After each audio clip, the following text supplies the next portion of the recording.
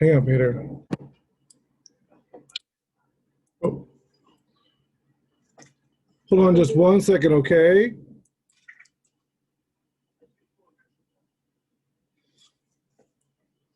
Be right back, Juliana. Thank you.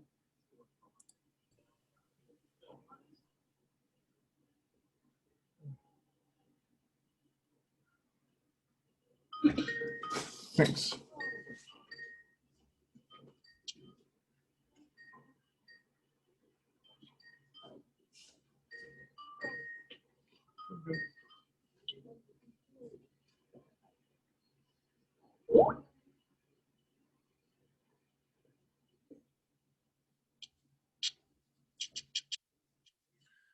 And Juliana, I'll be right back, okay? Okay. Thanks. Yes. So, a lot going on today. Sorry. How's the Wednesdays work out for you guys? Hopefully it's the last Wednesday ever. Yeah, Wednesdays are okay, but I like Thursday better. Yeah, me too. Yeah, I'll actually be in Reading tomorrow with my daughter. So that's the reason why I can't do Thursday this week. So do you guys like chapter 1 of the Essentials class? I got confused on the labs because I've been trying to do the intro to packet tracker as well. But on the lab, on the very first one, I got stuck on when we had to go, let me look at it. When we had to go to Sally, and I don't know why, but this web browser was giving me trouble for some reason. It's probably really easy, but I was just confused. Okay. I think we'll do I do want to do like a dual class for a while. I do want to do packet tracer because I think you guys will get a lot out of it. And maybe we'll just do like a dual, maybe like a Tuesday, Thursday thing, and maybe do like a double chapter. I mean, like I said, the packet tracer class isn't required, but if you guys are serious about it, I want you to take it.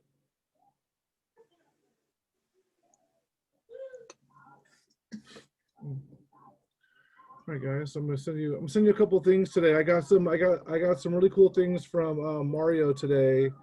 It is a woman-led Cisco class. It's actually like a web forum, I guess you could say.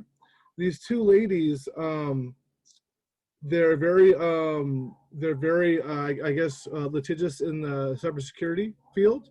They're partnership with C5 Capital. They're honored to invite you to a fireside chat between two phenomenal public sector security leaders, which is pretty cool.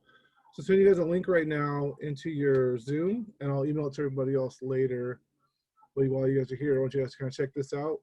It's at noon tomorrow. Just it's just out there. But if you wanted, I guess it'll be like an open forum for everyone to kind of hear to women who have been through cybersecurity and actually are leading the field now. And they'll be also taking questions during this live stream, which is pretty cool. So if you have time tomorrow at 12, sign up. It's free. You guys get a lot out of that. So this week, I'm gonna start off by giving you guys a lot of time to work on your chapter 2. I'm gonna go through a couple things that I was also given to Peg, like it's like a cybersecurity treasure hunt. And I'm gonna forward that to you guys too in a second. We can do that together. But we're gonna take this time right now to go ahead and start chapter 2 and get working on that. Anybody know if you guys are being affected by PG&E tonight? I know that California's having some outages tonight, some planned outages. Anybody know if they're on the list to be shut off?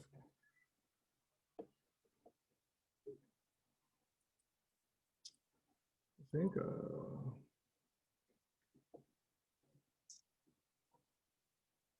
How's your weather out there, Juliana? It's still pretty good. It's getting a little colder, but nothing too crazy. All right, that's good to hear. I know Jean can finally see the sky. It's actually a little bluer in Napa these days, luckily. Good. It's about time. Y'all need a break. All right, guys. Head up chapter 2, and I'll talk to you guys just a little bit, okay? Okay. I'll be right here with you.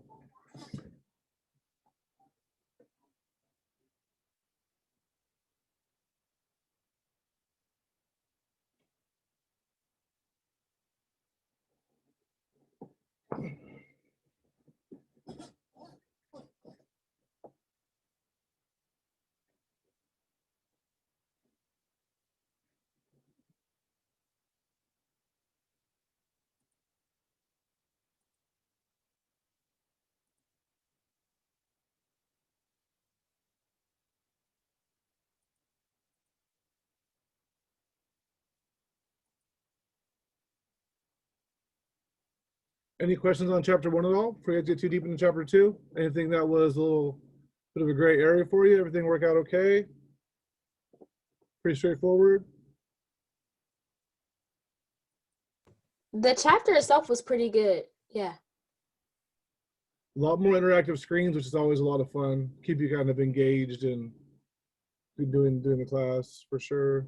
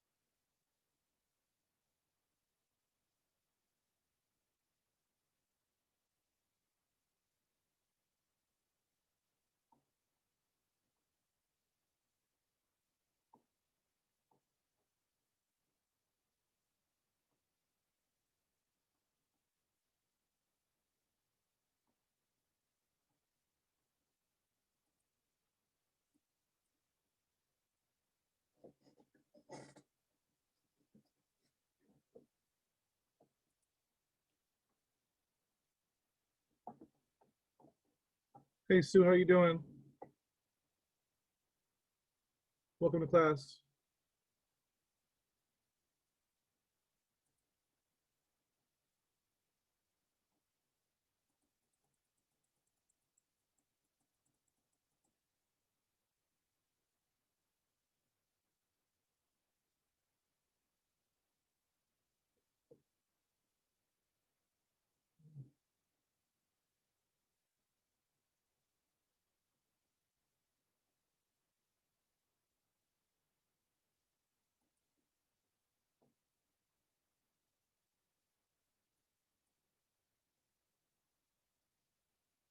Are you there, Sue? Are you okay with your connection issues?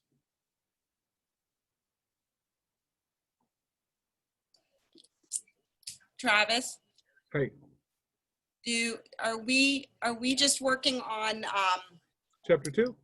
chapter 2? Did we need to do a quiz by a certain time? Because I was still working on that first chapter. For this cybersecurity essentials class, you have until the course is over to do all the quizzes. Okay.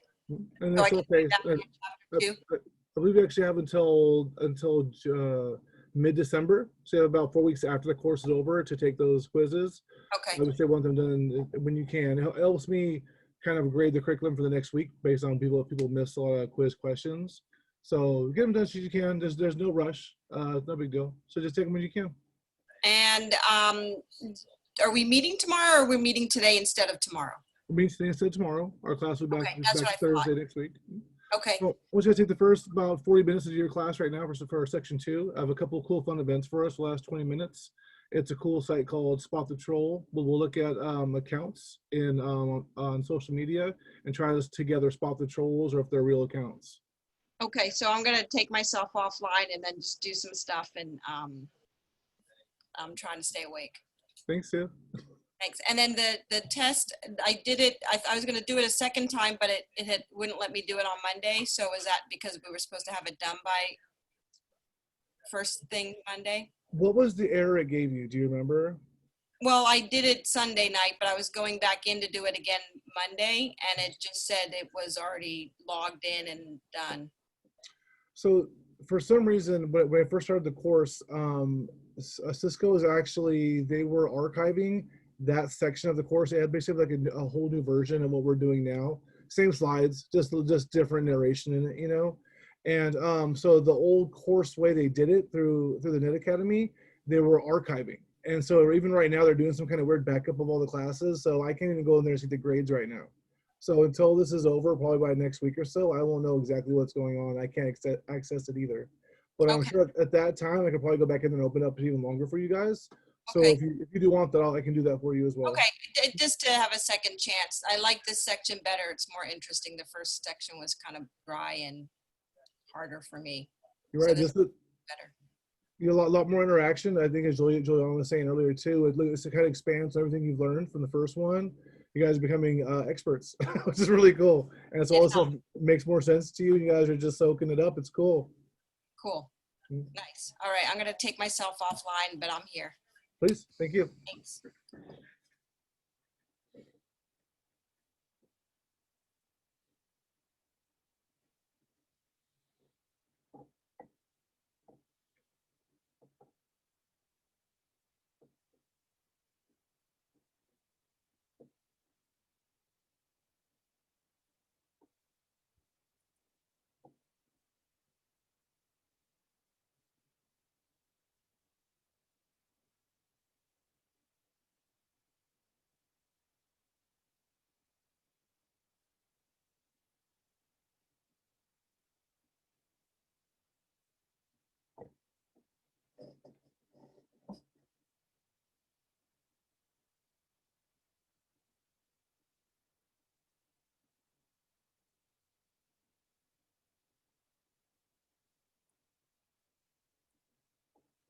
Hey, John.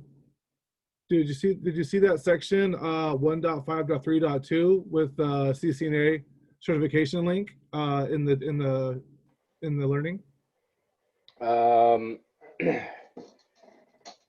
I haven't finished it. Where am I? I'm still on chapter 1.4. So you said 1.3? No, keep going, keep going through, man. You got time. Just to come to it, you'll see the 1.5.3.2, and Yeah. there's a link there that goes to learn more about CCNA security certification. Really cool. What you're gonna want to look at. All right, sweet. Sorry, this week's just been. I got some of it done today, but didn't get the whole way. Please, guys, yeah, these chapters are a little bit more in depth. They're a little harder to soak in. Please take this time. I'm gonna shut up. You guys go ahead and keep reading, please. Sorry, it's interesting stuff. It's just elaborating a little bit more, kind of into what we went through in the last one, I think. Mhm. But it's giving more real world stuff.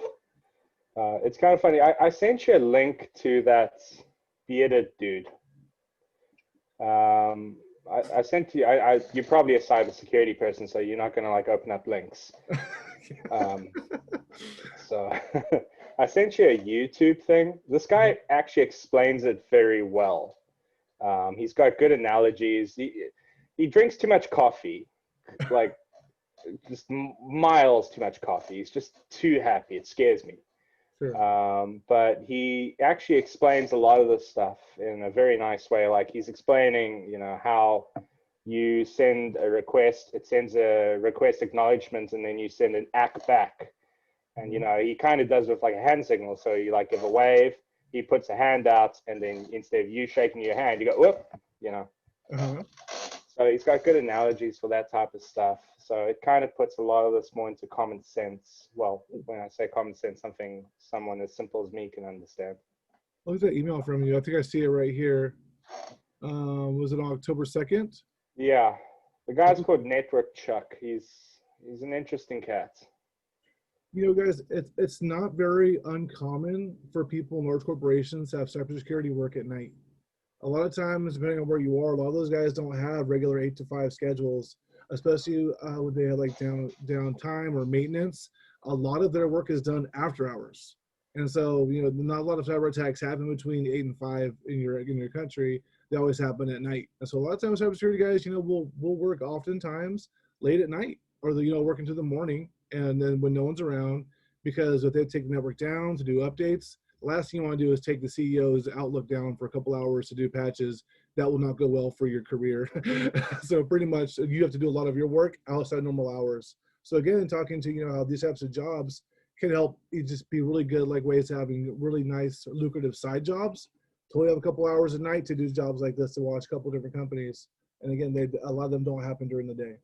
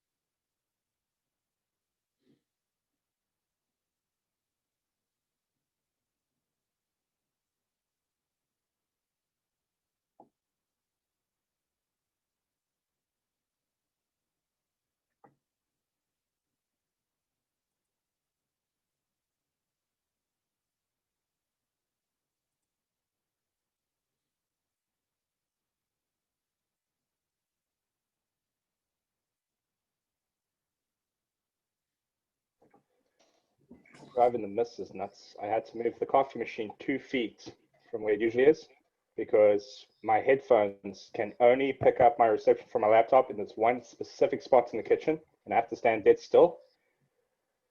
And she doesn't know why the hell I have to move the thing 2 feet. That's crazy. Is it just because the Bluetooth is just right out of range, or do you have like a weird metal wall in between that no one knows about? No, there's bathroom in the middle of the house. There's like literally a bathroom, like an island kind of in the middle. So pretty much copper pipes, Yagi antenna. Sure. Yeah, so it's just like there's a whole bunch of spots in the kitchen, but it's very sporadic. So where the coffee is, I had to move the machine just 2 feet. And she just doesn't get it. And then apparently in the morning, I'm on my meetings or whatever, and she's on her meetings, but she's in the kitchen. And everyone sees me, and I got to stand dead still so I don't lose reception. And everyone thinks I'm like a ghost or something, just standing there. And then once my coffee's ready, I just move it like, whoa. So my wife and I had this. We had a big problem with aesthetics compared to, I guess data quality. So the cable to our house came in the front by the front door, right? That's where Comcast and all that was. We had a 2-story house. It was very large, and she wanted to have the router downstairs where this was. And I kept saying, well, if I just run a cable along the ceiling, go around the side over here, a little bit of conduit. She didn't want me putting those things on the wall. And so just being a network guy, this is like, God, this is like 2015. I was saying, well, our garden has amazing receptions, but there's no receivers in the garden. So our carrots aren't on Wi-Fi, but they have better signal than I do in my bedroom. So I have kind of a problem with that. And not only I was trying to tell her, basically, the biggest issue is not just our connectivity and everything's slower. Now everyone that drives up into our street can just say, oh, this is open, or I can see this SSID, let me work on this. So you start getting these questions where, yeah, aesthetics are bad. I don't like the way it looks here. We start talking about protecting our things and our security and our bank accounts. The conversation was over immediately. So okay, yeah, I get it. And so I was able to put it underneath the floor, right underneath the bedrooms, standing up sideways, vertically against the wall. I mean, the cables look nice. I painted them, but it wasn't until I started explaining, it's not just because I want it here because it looks cool. It's I need it here because it keeps the data signal in the house and not in the block or in the court.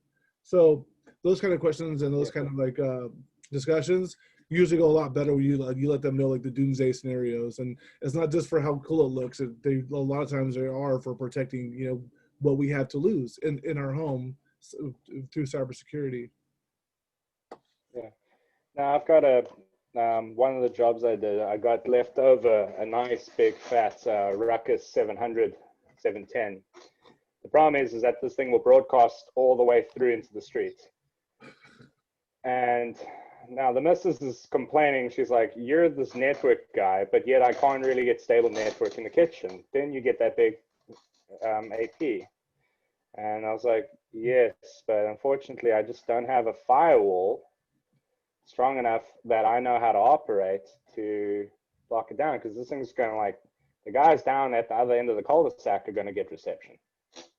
So I almost regret, I had an option of getting 2 310s, which are the smaller guys, or this one big one. And I was like, oh, I'll take the big one.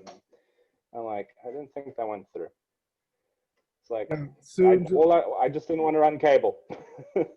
Sue and Juliana, when you guys become cybersecurity experts, you're going to be your family's computer person from now on. So just be prepared for all of the work orders and tickets you won't be getting paid for, and all the long nights you're going to work fixing all your nephew's computers and their networks, because it's coming. Yeah, I'll be a better computer person because I'm already, Juliana, I need this, sign on, figure this out. So I'm already the tech person. That's funny. I just don't tell anybody what I'm doing, then they don't ask me. Smart girl, clever girl. Ignorance as much as possible. You got smart enough friends that can actually tell what you do?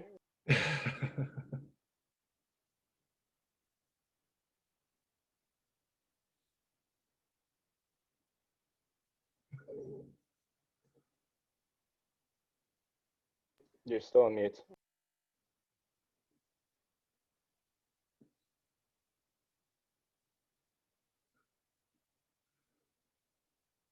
I think she's punking us.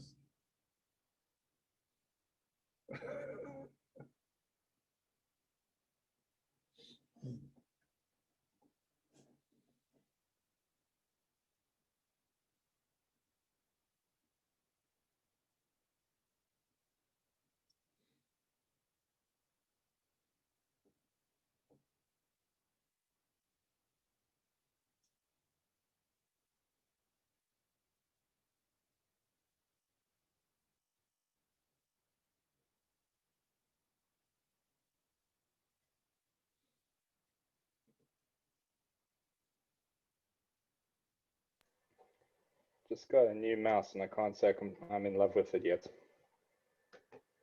You tried the vertical mice yet? What, the one that you got to hold like a stick?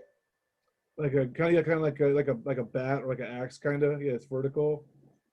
Yeah, because I'm telling everybody to get all the stuff for posture, and that keeps popping up on my feeds. I haven't tried them out yet.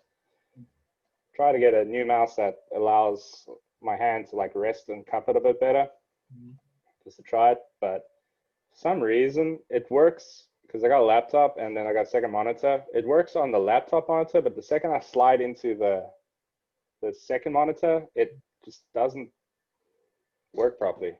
I don't know why. I've never experienced that before.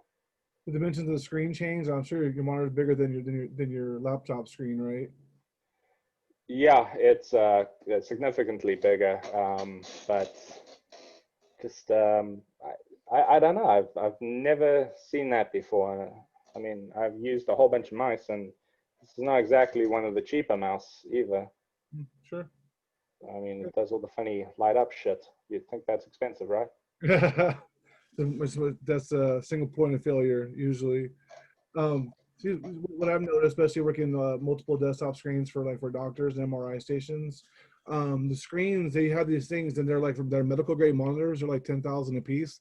They don't look special. They look like they're old like CRT but thin. Well, these things, I guess, per pixel per million, are what they use for diagnosing like fractures in bones and things like that. So when you actually look at actual still pictures, it's phenomenal. So the picture is totally different. But I noticed that when they would go from one screen to the other to the regular desktop monitor, the mouse not only had to just know the position in proximity to the screen, but it had to like change its depth and size to where it was going and the velocity in which the mouse was moving. So sometimes depending on what you're working on and what your machine's processing, and how much is designated to graphical to the graphics of what's happening. When the mouse goes to that screen, it has to adjust where it's at, adjust the speed it was moving at, and then the size of it actually is. So sometimes going between screens is a lot more labor inducive than you might think on a computer or a laptop. Oh, I think I'm about 2 seconds away from reverting back to my wired mouse.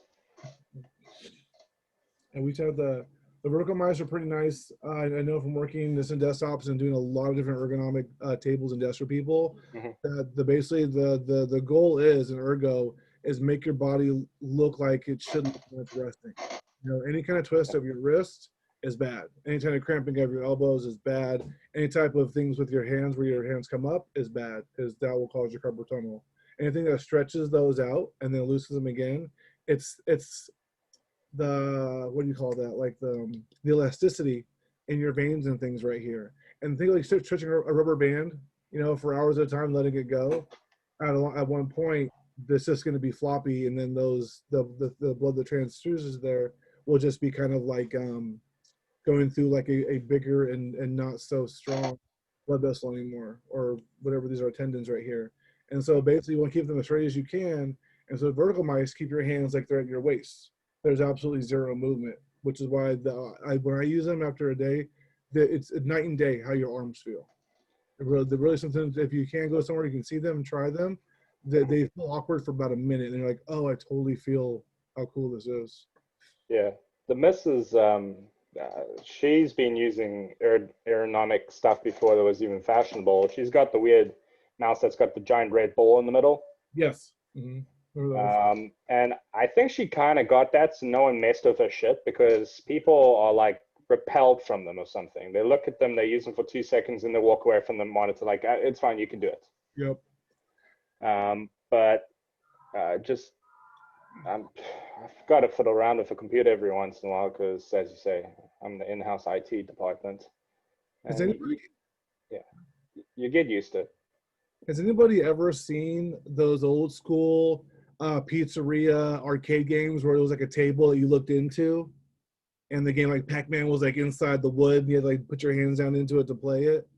The girls that used to work in medical records back before, so nowadays when doctors transcribe like what they did in the surgery or what they did, you know, in a procedure, they use Dragon Talk to Speak. So basically they just talk and it types out for them. But back in the days, it used to be a woman, or mostly women, with like a headset on, just basically typing what they hear the whole time, almost like a stenographer type keyboard. And they would start going through and basically typing up what the doctor's audio procedure was.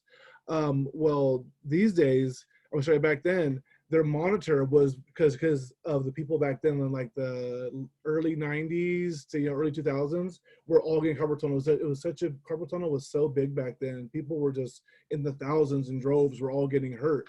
And so they were trying out all these things at the hospital. They all had these monitors in the middle of their desks down by their knees. And so they would move their arms like this, almost like I don't know what you would call it, like a broken zombie, maybe a broken mummy. And they would type with absolutely zero stress on their wrists. They all started getting tennis elbow because they were relaxing their elbows on the pad. So it was like, oh God, you're just making more problems trying to fix the problem. But I mean, I don't know. I think that they actually enjoyed this better, as they were able to try on it for hours and hours at a time. So it's crazy thinking about. There was at Queen Valley Hospital one time at the Queen. There was like a whole, like maybe 25 people in the department doing this, and now it's zero. The only person that does it is medical records, and they just move the files back and forth. So you just think about how technology is just like in waves taking over people's jobs and automating all that we do. Scary, but being in IT, it's fun. It's great for us, but you're looking back, the jobs used to be there. I used to work for Domaine Chandon a while ago. Now, for those that don't know, Domaine Chandon is the largest producer of sparkling wine in the United States. Now, sparkling wine, the process of making it, you got to do what's called riddling, and you're turning it 2/4, well, it's not 2/4, like 1/4 of a rotation every couple of days or so. And you used to get guys called riddlers that would do this whole special way of turning them all just like a little bit every single day.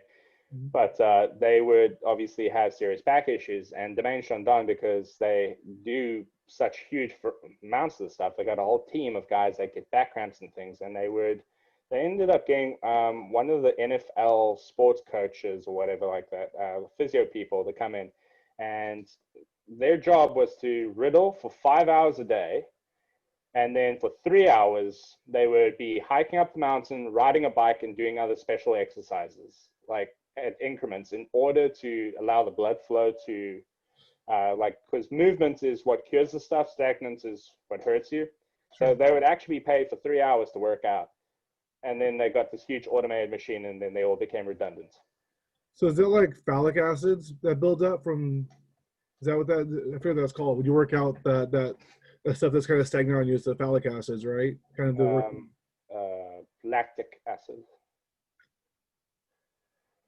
Yeah, my brother, he works for a company called I Measure You, and he literally does all that stuff. He looks at, they put all the magnets on the athletes, and then they get the data when they're moving. And then he can start seeing that they get from like how they're contracting their muscles and moving late on the game when their lactic acids build up. So they actually start teaching them how to strengthen other muscles so that they can rely on that. So the lactic acid buildup is, their movement's far more efficient. That's what he does for a living. Too, that works in so many more aspects of life too. I know like a lot of sports stars, I actually am kind of always really upset with like pitchers. If you think like fathers that push their sons into pitching, they'll pitch, 800,000 pitches before they even get into college. These kids are just using one arm. And back in the days, like, earlier, a lot of kids were athletes. They were basketball players, baseball players, football players. They play all games. So like their muscles would just grow right. And now if you see like baseball stars, especially pitchers, their one arm looks like it's like their arm wrestling arm, and the other arms are all is smaller and not as distinct. And that's also a huge form of them not conditioning their whole body and just conditioning one part of their arm, which obviously when they get older will be the single point of failure as well. So I really applaud all the parents that get their kids in sports, but they have to, get some soccer in there, get some basketball, get some things that work out their whole bodies and not just that one part of their body their whole life, because that really will hurt them later on. Yeah, just unfortunately, the way how professional sports are working now, my brother was telling me if you want to be at certain sports, not all sports, but say you want to be a soccer player, by the time you're 13, you need to be doing very special conditioning. Because if you're doing this stuff when you're 15, you're probably not going to catch up. You're just not. They're not going to even look at you. American football, a lot of what happens here in the United States is that the guys start playing, they develop the muscle groups, and then when they go to college, they're not good enough for the college team, and then they de facto down to rugby. You cannot just change all the muscle you've built for American football and move to rugby. It sounds like it's a contact sport. It's the same thing. It's two very different muscle groups, and the transition takes about 2 years with the physio to do it properly. Nice. Okay, guys, let me get this thing up here. We're going to do a fun exercise together if I can find that screen.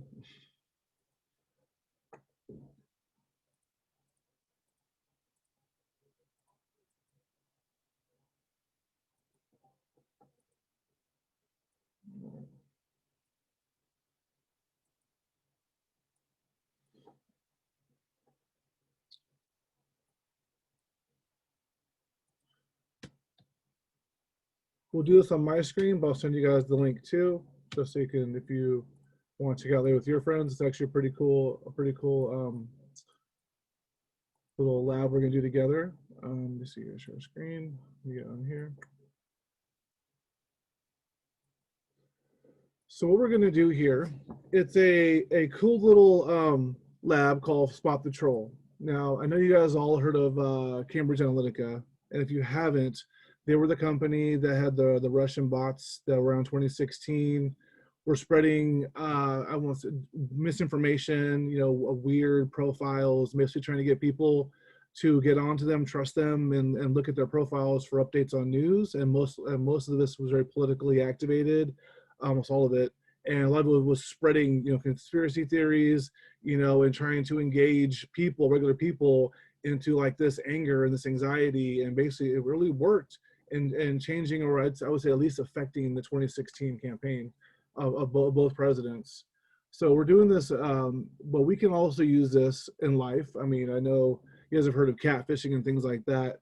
What we're going to do here is we're going to look at some accounts, and this actually will help you if you get some weird emails as well too, helping you decipher those emails if they're bad or not. So we're looking at some profiles together of some trolls or legit accounts, and we're going to try to work together and try to see if we can spot all the trolls and all the legit accounts in here. All right, guys. So take about 10 minutes or so, and I'll let you get back to your class.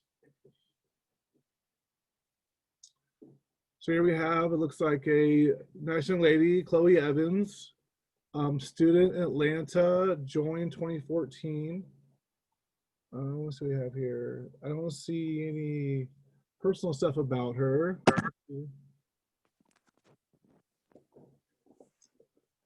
Let's see what her post is. Dead horse, chemical accident, Louisiana.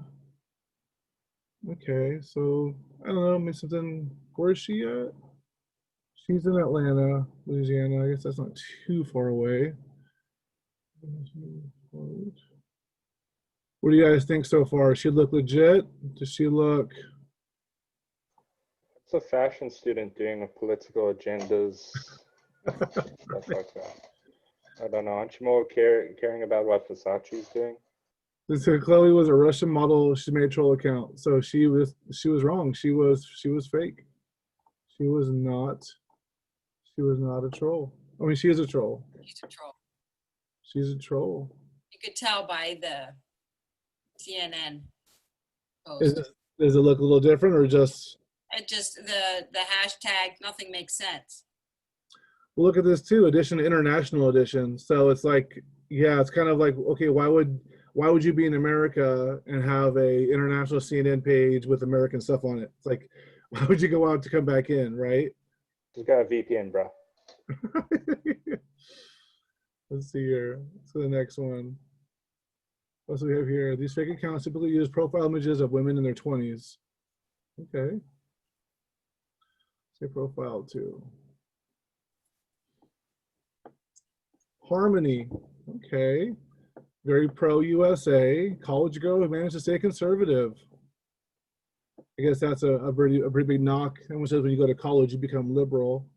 Let's see what we got here. Right into politics. I still see no personal stuff about her. Okay, we have where she is. Oh, she just joined last year, so okay. Yeah, usually older people with like account made last month with 3,000 followers. Yeah, usually a pretty good sign. Okay, so very anti-liberal, teaches liberals legals to vote. Let's see, more conspiracy stuff. Prominent, we go, using prominent figures within the party. Let's see what we got here.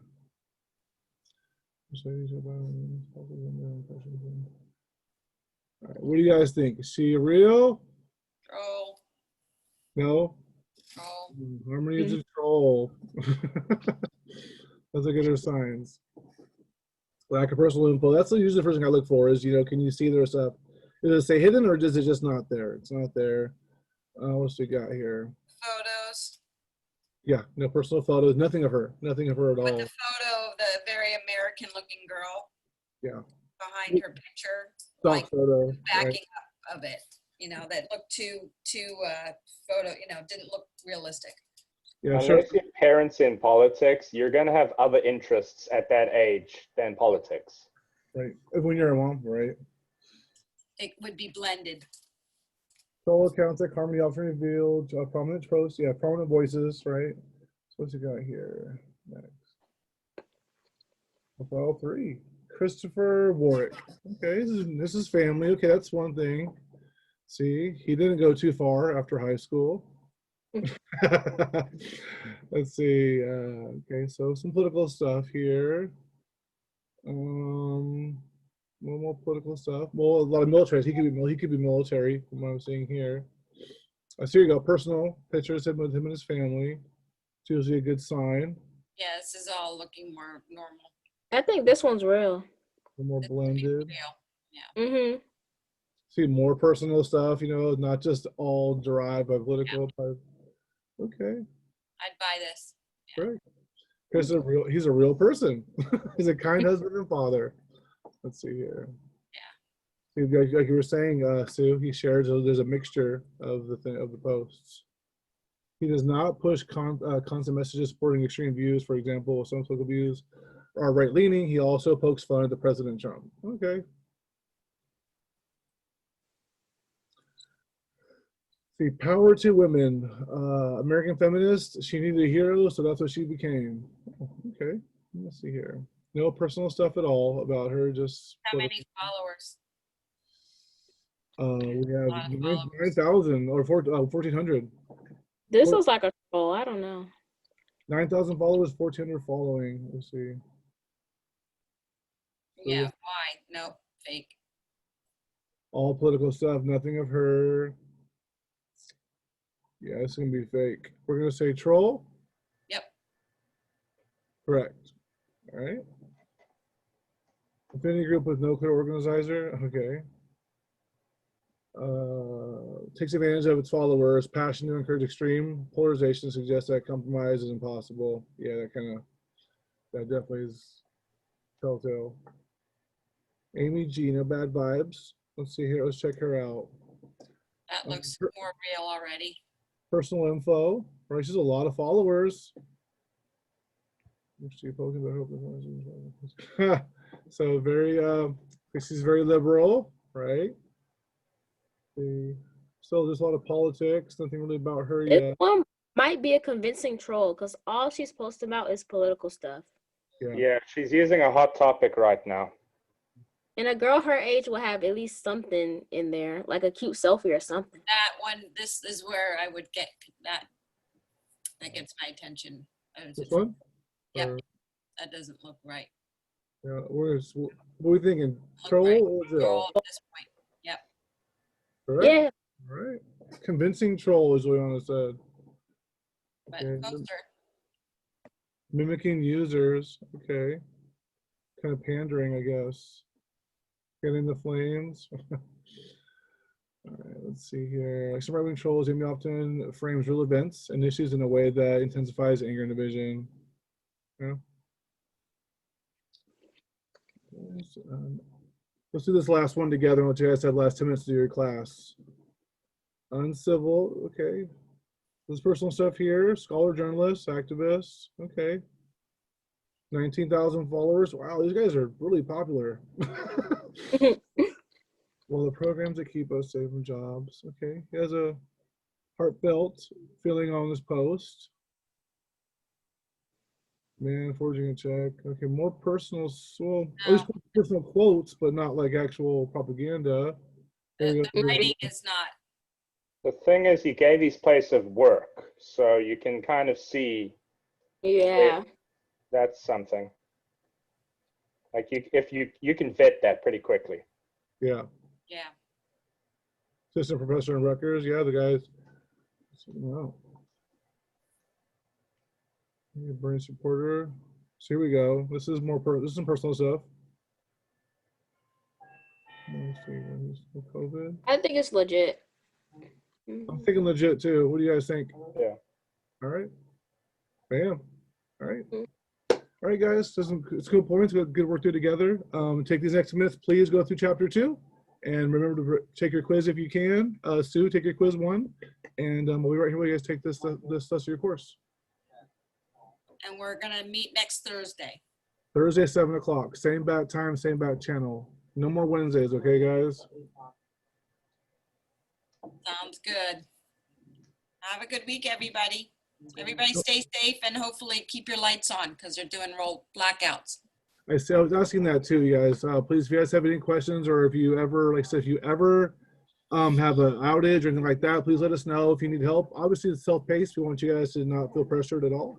But if you need any help from anybody else, like I remember one of our people in our class couldn't even take the final because her machine was working. So I let her remote into my machine and take her final on my machine virtually, or basically controlling my machine.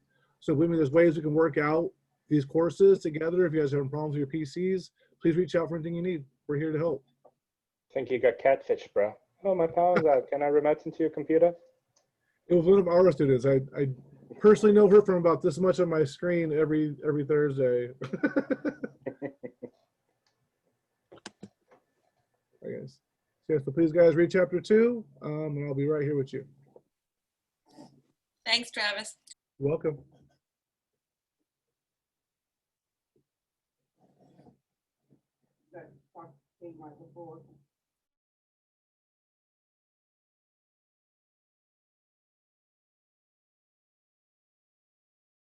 I don't think you were there, Sue, but at the beginning of this course, there should be a link up top, and it's for a cybersecurity course. Cybersecurity convention / online like a TED talk for cybersecurity about 2 women in the private sector who are doing very, very well and are leading the field.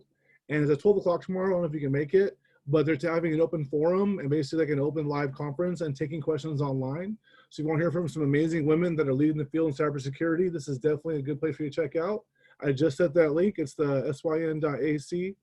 So please, if you have time at 12, you too, Juliana and John, if you guys have time, check it out. It's gonna be a pretty cool event. Is it, did you send us an email?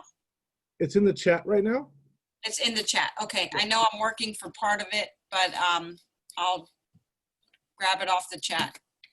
And from what I hear, like they're very well respected and they're leading the field in cybersecurity. And I'm even actually emailing the whole class right now about it. If you can't make it, I think it's really cool that they're taking questions. That's pretty cool. Mm-hmm.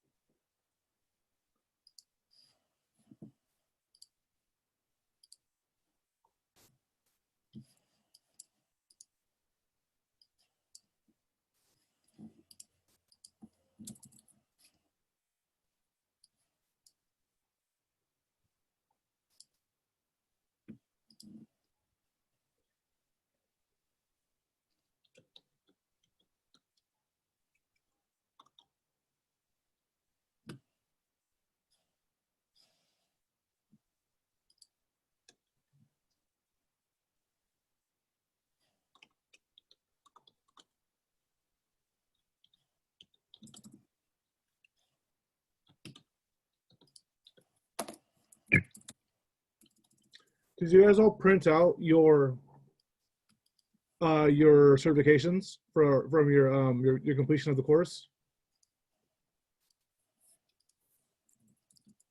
No, I keep forgetting to do it every week.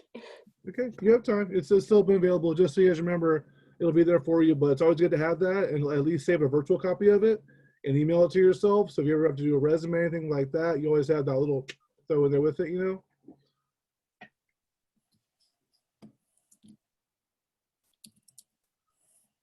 I know sometimes going between machines dying and losing a lot of your stuff like all the time and rebuilding and getting your stuff back in order, sometimes all you have is what you have virtually anymore, what you have in emails. And so sometimes things like that, if your PC crashes, at least you'll have that document saved, or and your resume saved. Anything else you have, like photos, will always be in your email. Like Yahoo and Gmail have an amazing retention for things like that. So please, if you guys take some really key stuff from a guy that's seen a lot of things being lost from PCs in the future, if you don't have a virtual storage, email yourself some things every now and then, and you'll be surprised one day when you don't have your hardware anymore, how thankful you will be to have that in an online virtual storage for yourself.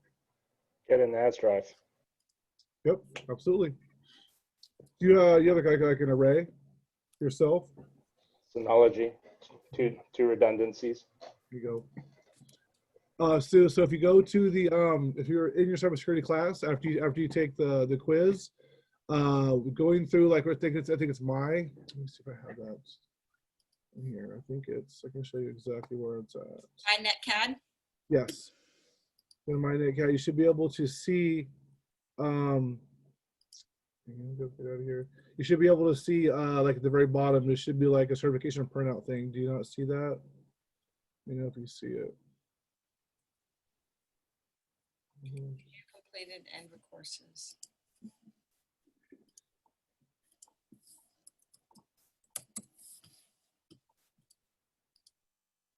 It should be towards the bottom after your final quiz. It should say how to get your certificate of completion. And you click on that. And you should be able to print it out. I think you save it. And then you can print out whenever you want to.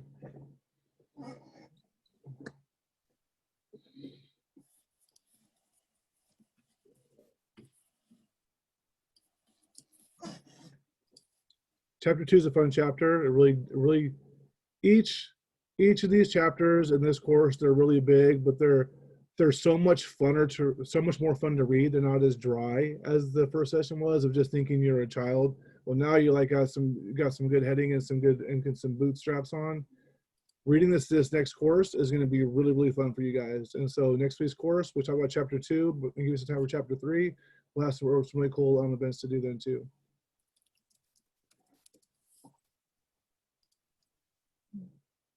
Again, any questions you guys have on cybersecurity or anything else IT, please email me. I keep normal office hours. I have no problem replying to you guys' emails whenever I get them.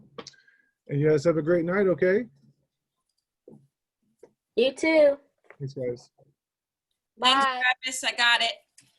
Awesome. It's printing out. Do you have a save feature as well, or is it only print? I did an export PDF, and then I have a printout, so I both. Awesome. Yeah, do both. Keep them. Yeah, that's great. Thank you for that. You're very welcome. All right. Bye, everybody.